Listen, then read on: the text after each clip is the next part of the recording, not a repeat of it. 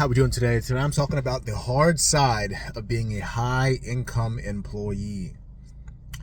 Welcome back to the channel. My name is Alexander Akabogu. This is the Engineering Basketball channel, the channel where myself, a degreed engineer, comes to you as obviously a degreed engineer and computer scientist, working in the industry for 10 years and counting. Also, I'm a former college basketball player, obviously high school basketball player as well. High school basketball coach, middle school basketball coach, and skills and development trainer. So I'm coming to you not only as an engineer, but a person who has several paths of, so excellence. You don't play high school basketball, college basketball if you're okay. You're an engineer in the industry for over a decade and counting in leadership and are just okay. So I'm here to talk to you about high income. Life changes a lot as you're a kid. As I'm driving to the gym here, life changes a lot as you're a kid, and I want to make sure you are prepared for those changes. As a kid, I made sure to prepare myself for the rigors of that next level. Right? Preparing for college, understanding how to manage your time, understanding how to manage your emotions, manage your friends, manage fun and leisure. As a college kid about to graduate into the real world, understanding how to manage, again, your time, how to manage your workload. Luckily, going from college engineering to the workforce is really no difference, because a lot of people's college experience are very easy. They don't really have real work to do. They just kind of cheat. They cheat to get the answer somewhere else, and that's really the game. They work a day or two in advance, whereas engineers we've been doing work weeks in advance, studying for tests weeks in advance our whole college career. So work is no different. We're just finally getting paid for it, which I think is a good thing. But the crux of this video is why having a high income W2 is risky. A high income W2 after you graduate leads to high income decisions or high expense decisions.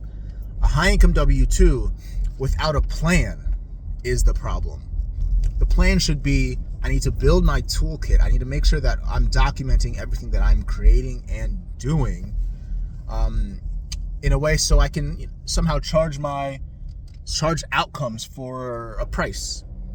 The problem with the high income W2 is, with the high income, maybe you're making $200,000, $300,000, $400,000.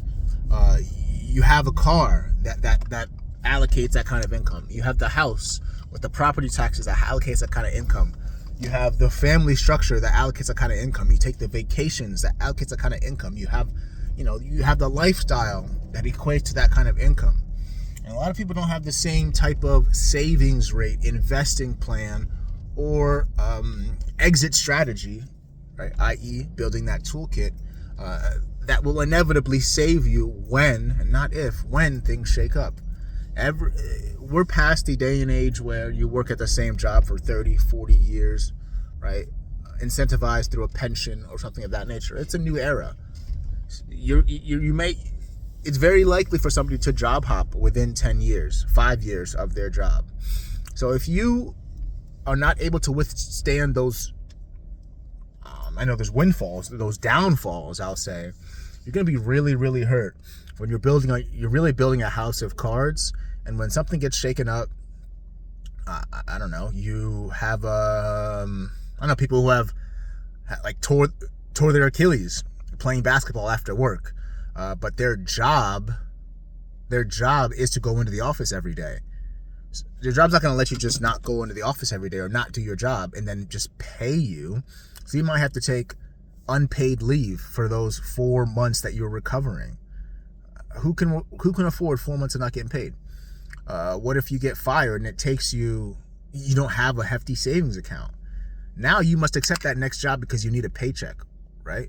But if you have a control of your lifestyle, maybe a separate toolkit, so a way to earn outside of your job, right?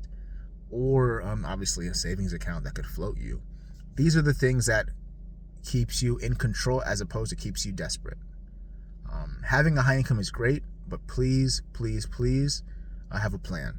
Have a plan to get that money outside of that job, because it'll seem tedious in the moment and the years throughout, but 3, 5, 10 years later, when all your coworkers have one income and you have many ways to make money, you'll be sleeping good at night.